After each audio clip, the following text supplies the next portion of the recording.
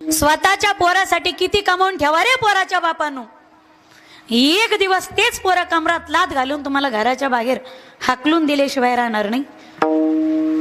पण पोरीची किती गरिबी असेल, दुसऱ्याच्या घरचे भांडे घासत असेल ती कदाचित, पण माईबापाला हाकलून दिल्याच्या नंतर बाप जर तिच्या घरी गेला ना, ती स्वतःच्या नवऱ्याला सांगते, मालक मारून मारून माझ्या पाठीचं धिरडं केलं तरी हरकत नाही, पण खबरदार माझ्या बापाचं नाव तोंडात घेत असाल तर.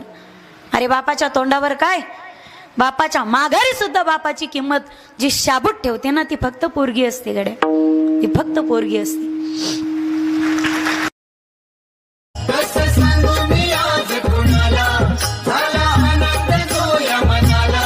काही सुचत नाही दुसरा दिसत नाही,